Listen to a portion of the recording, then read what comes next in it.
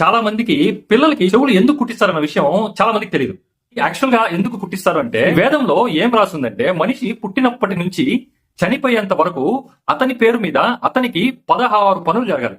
ఆ 16 పనుల్నే సంస్కారాలు అంటారు. అంటే నీ పేరు మీద జరిగే ప్రతి ఒక్కటి అదొక సంస్కారమే. అంటే నీ పేరు మీద పేరు పెడతారు కదా, నామకరణం, పెళ్లి, అదొక సంస్కారం. ఇంకా ఈజీగా మీకు అర్థం కావాలంటే, ఎవరైనా చనిపోయి ఉంటే వాళ్ళ దగ్గరికి వెళ్ళి వచ్చే వాళ్ళకి మీరు అడుగుతారు కదా, ఎక్కడికి వెళ్ళి వస్తాను అని. తను ఏం చెప్తారు? తన అంతిమ సంస్కారానికి వెళ్ళి వస్తానా అని చెప్తారు. కరెక్టా? సో ఆ సంస్కారాల్లో ఒక సంస్కారం చెవులు కుట్టుట, అది 9వ సంస్కారం. అది యాక్చువల్ గా ఎందుకు చేస్తారా అంటే, దాని వెనక ఒక సైంటిఫిక్ రీజన్ కూడా ఉంది. పిల్లలకి జ్ఞాపక శక్తి పెరగాలంటే మెదడు చురుగ్గా ఉండాలి. మెదడు నుంచి వచ్చే నరాలు ఉంటాయి కదా, నర్వ్స్, అవన్నీ ఎండయ్యేది ఈ చెవుల దగ్గర, ఈ మెత్తని ప్రదేశం ఉంటుంది కదా, అక్కడ ఎండ్ అవుతాయి. అక్కడ గానీ మీరు హోల్ చేసి చెవి పోగు పెడతారు కదా బంగారంది, దాన్ని బంగారం చెవి పోగు పెట్టి దానికి కొంచెం రాపిడి చేస్తే ఈ నరాలు ఉత్తేజితమై మెదడు చురుగ్గా ఉంటది, పిల్లలకి జ్ఞాపక శక్తి పెరుగుతుంది.